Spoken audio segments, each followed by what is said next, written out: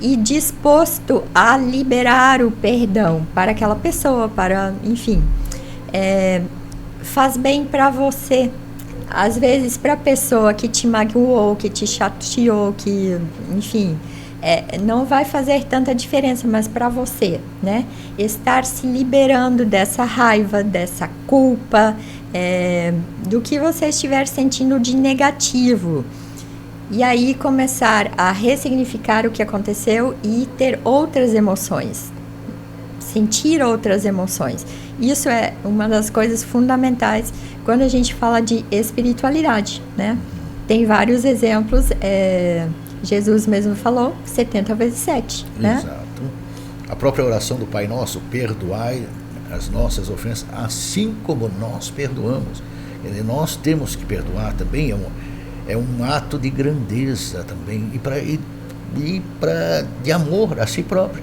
Porque tem pessoas que carregam fardos a vida inteira, se tornam amargas, né? Sim. Pela falta de perdão.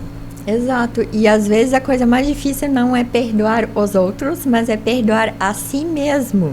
Exato. E aí a gente tem que pensar o seguinte, nós temos que ser justos conosco. Naquelas circunstâncias, com a idade que eu tinha, a maturidade que eu tinha, eu teria feito diferente? Existe essa possibilidade?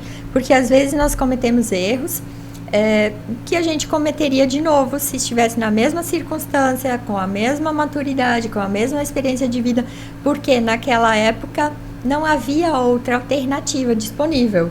Né? Conforme a gente vai vivendo, amadurecendo, se tornando mais experiente, a gente vai criando mais recursos internos para lidar com determinadas situações, que às vezes quando a gente é criança, quando a gente é adolescente, quando a gente é jovem, não tem disponível.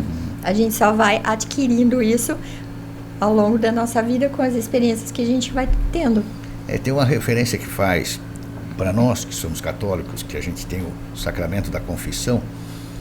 Ela tem que ter assim, tem que ter conhecimento, consentimento e matéria. Se eu não tenho conhecimento de que aquilo era um ato errado, eu não posso ser penalizado da mesma forma que uma outra pessoa que tem conhecimento. Sim. Não é verdade? Ele não conhecia aquilo que você falou. Naquela época, eu não tinha maturidade para aquilo, eu não tinha conhecimento de que aquilo era uma coisa grave. Então, consentimento. Então, eu consenti. Ou eu fui induzido, enfim. Isso tudo são reflexões que tem que se fazer. Conhecimento, consentimento e matéria. A matéria já seria, então, a questão dos mandamentos. Mas, primeiro, você tem que consentir e conhecer. E tem o arrependimento também. E a questão do perdão, né? Quando fala... Porque muitas pessoas, até o perdoar... eu conheci uma pessoa que ela fez uma coisa muito errada. Foi ao Papa, porque ela naquela época tinha condições de... Recebeu o perdão dele, mas ela nunca se perdoou. Nunca. Ela disse, eu não me perdoo. Mas você já foi perdoada, mas eu não me perdoo.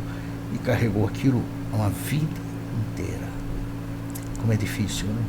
Pois é, tanto que às vezes as pessoas acabam desenvolvendo doenças mentais como punição para esta culpa, porque elas não se perdoaram, e aí elas acabaram se punindo, e essa punição muitas vezes é uma doença mental, né? Depressão e Pânico. outros... Pânico, sim, porque a pessoa se sente culpada por alguma coisa, ela não consegue se perdoar por aquilo, e se eu sou culpada, eu mereço uma punição. E aí vem a punição, que às vezes é muito desproporcional ao que a pessoa fez. O perdão é um processo, não é um botão que você liga e desliga. Precisa ter toda essa ressignificação, e às vezes a pessoa precisa de ajuda para que isso aconteça. Eu não vou conseguir pensar em tudo isso sozinho, eu preciso trocar com alguém, e é para isso que existem os profissionais, psicólogo, por exemplo. Às vezes padre também ajuda, né? Claro, os líderes são fundamentais nessa questão. Eu vou te contar um fato, porque um padre me contou, ele não é daqui, mas ele estava me contando esse fato de ver o quanto os pais, que são doentes, fanáticos, eles interferem no crescimento e na evolução dos filhos. Ele estava contando que na semana anterior tinha tido a primeira comunhão na igreja dele. Então todas as crianças se confessaram, beleza. Na semana seguinte, fazia uma semana, essa menina, uma daquelas meninas que se confessou, foi lá para se confessar de novo. Padre, aí veio com uma lista que a mãe fez. Padre, eu pequei, eu estou condenado ao inferno. Aí ele disse, quem falou isso para você? O que você está falando, menina? Você tem 9, 10 anos? Não, a minha mãe falou. Mas por que ela falou? Porque eu falei para ela que eu achei um menino na escola bonito. E ela disse que eu estava olhando com um olhar pecaminoso para o menino e eu vou para o inferno por causa disso. Aí ele disse, eu quero falar com a sua mãe. Aí depois ele contou para mim, ele disse, meu Deus, como as pessoas matam a inocência, a pureza, não é verdade? Colocam a malícia onde não tem. Ela, mas o que você fez? Não, eu só achei ele bonito, não falei nada. Só contei para minha mãe quando cheguei em casa. Então vê, assim, o que estão adoecendo essa criança, não é verdade? E aí ele chamou os pais lá. Mas é assim, é o quanto se vai trazendo, colocando uma culpa que não existe. Um pecado, vai botar um pecado nas costas de uma criança de 9 anos. Pois é, aí eu vou dar a minha opinião pessoal, né? Às vezes a gente ouve mais a respeito de pecado dentro das comunidades, ou das coisas erradas, ou do que não pode ser feito, porque aí você vai para o inferno e vai, né, pagar por isso, enfim, e vem o castigo.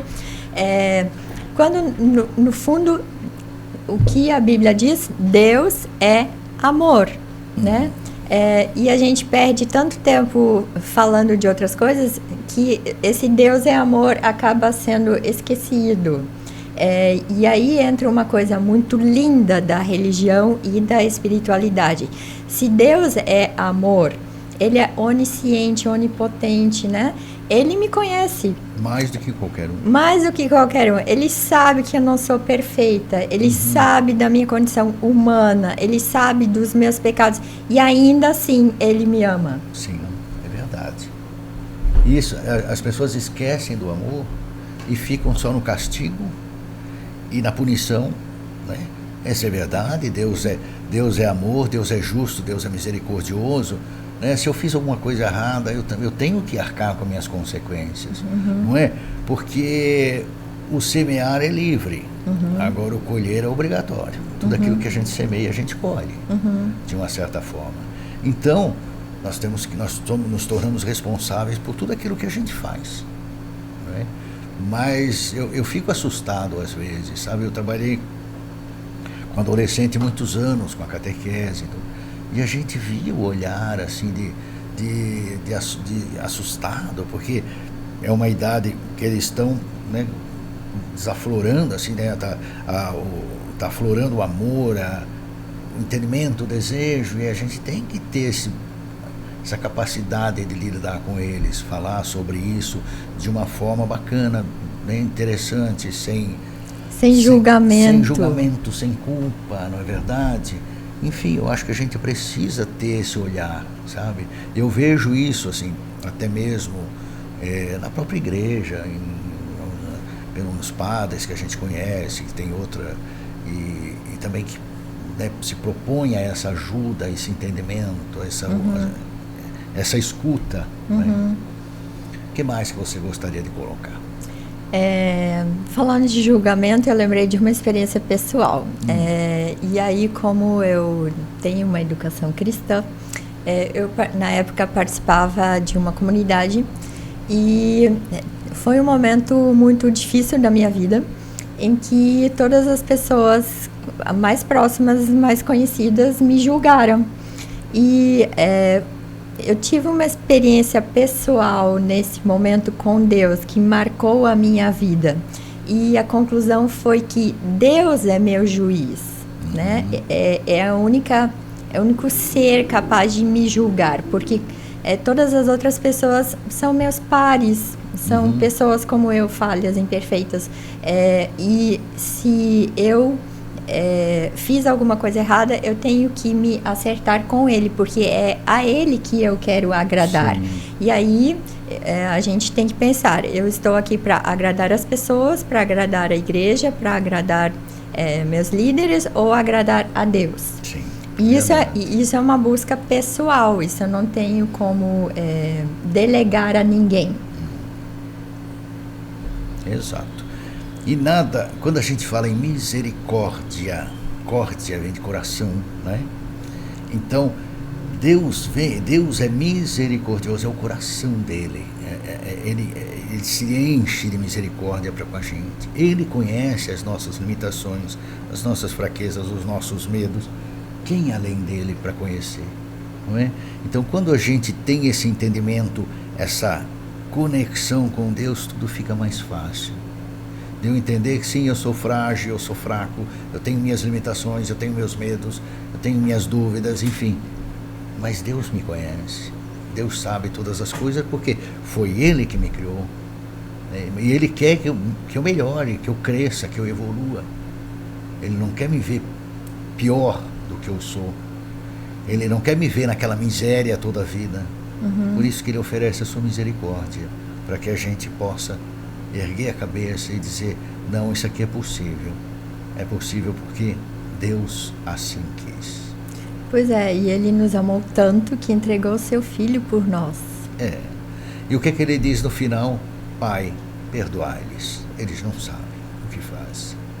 Então, o perdão já vem para nós, está ali, está entregue. Então, nós temos que ter essa dimensão. Ainda há pouco falamos de pecado. Nós temos que nos conectar com Deus, com o outro e consigo mesmo. O pecado, ele tem a relação com Deus, né? Se eu não fui bacana com Deus, o que eu fiz para o próximo que não foi bom, e comigo mesmo, não é? Então tem essa tridimensão.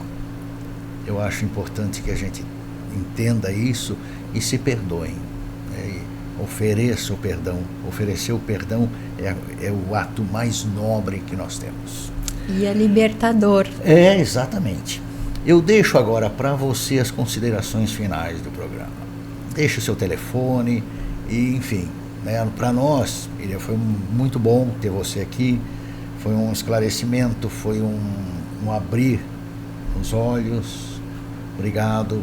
Volte sempre, a rádio está aqui à disposição para quando você precisar. Muito obrigada pelo convite, foi um prazer falar a respeito de espiritualidade, não é em todo lugar que a gente tem esse espaço.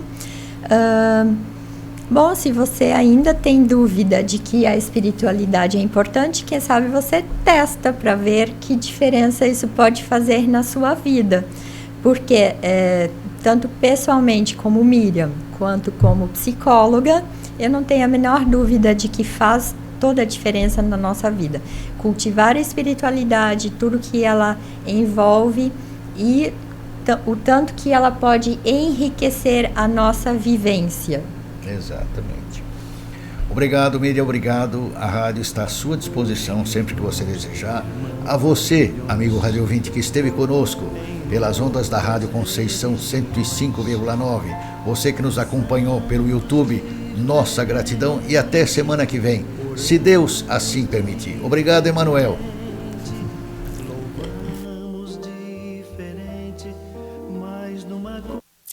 Você ouviu na Conceição FM, programa Itajaí, 200 anos de fé. Histórias e curiosidades sobre o caminho de fé nos últimos 2 séculos em nossa cidade.